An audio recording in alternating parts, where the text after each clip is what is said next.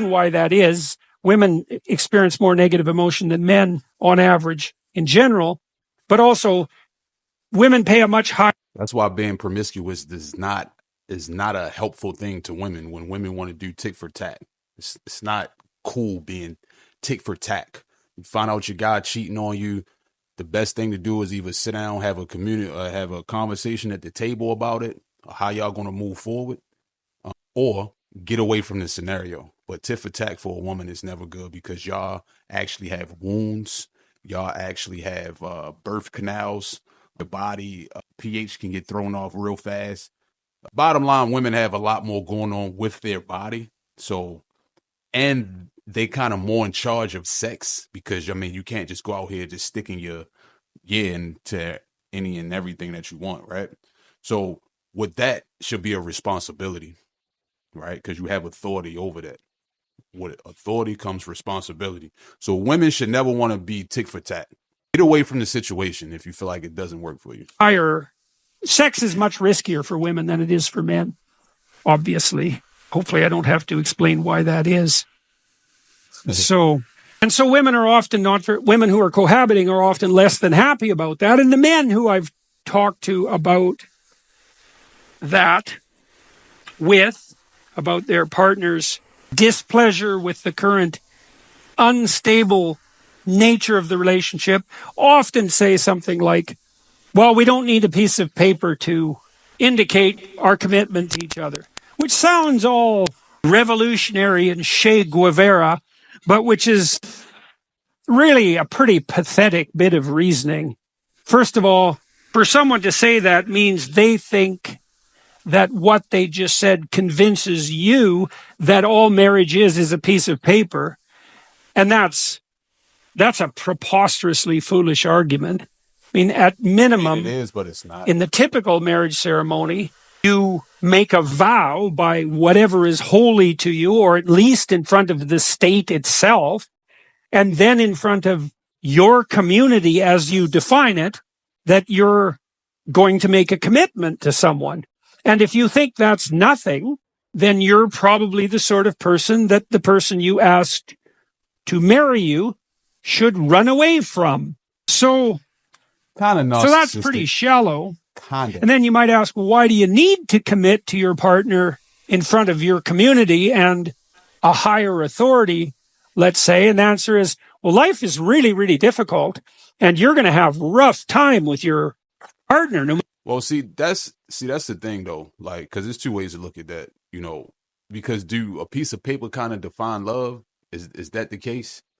Because at the end of the day, love should translate way further than, or a lot farther than a piece of paper. That those vows that you and your significant other take in front of, like you said, what you deem is holy, whether that be, a Muslim religion, Christianity, whatever you feel like your higher power is, that's between those three parties. You see what I'm saying? No matter if it's in a courtroom, a park, an event center, out in the middle of the ocean, you guys commit to each other. So that's just bottom line. A piece of paper shouldn't even define that anyway. It's the behavior, it's the vows, and then it's the action that follows those vows. That's all that matters.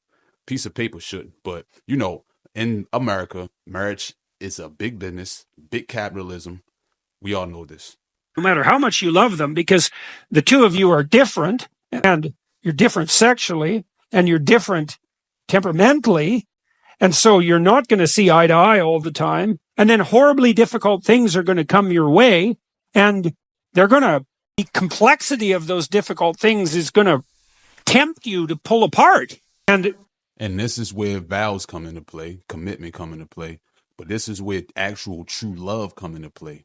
Most people are not coming into a scenario with the love, because number one, at the end of the day, just by us being male and female, it's already underlining differences in that in itself, which can create friction in a household just from being male and female, which is two different kinds of chemicals that's going on. I mean, they both got testosterone and stuff and things like that.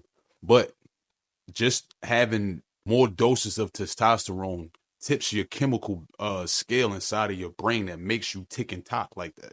So just having those differences right there, like, can start some shit.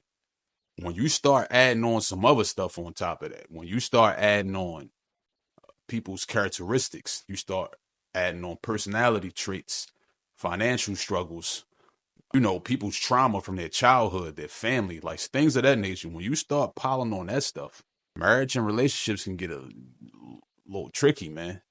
Exactly, when pulling apart might be the worst possible thing for you. And maybe you need that vow before your community and God himself, let's say, or at least the state, and the vow that you've made to yourself and your partner, and the vow that you've made publicly to all your friends to keep you together when the going gets rough. And you might say, well, you don't need that. And I would say, well, that's just because the going hasn't got rough enough for you yet. Because when it does get that rough, you'll bloody well know that you needed that. That's for sure. And that will definitely happen to you. Something in there, man. That will definitely happen to you if you marry someone, because all the things that life can throw at you will be thrown at you in the course of a marriage. And 6 so months. vow and the community commitment, you don't just throw that away casually. And you certainly don't say, well, that's just a piece of paper. What do I need a piece of paper to validate my love? It's like, your love's that great, is it? You're really that much of a saint that this person, you say you love them and, oh man, they're just done. They're in bliss. They're in paradise for the rest of their life. They can just rely. You're never going to waver. Now that you expressed your love, you're just going to be there 100% of the time. You don't need anyone else to help you. You don't need a vow. You don't need any tradition. Your love is so pure and holy that other person, they can just rely on you from that second onward. No hesitation. It's like, yeah, right. That's just complete bloody rubbish. You can't even rely on yourself in relationship to yourself.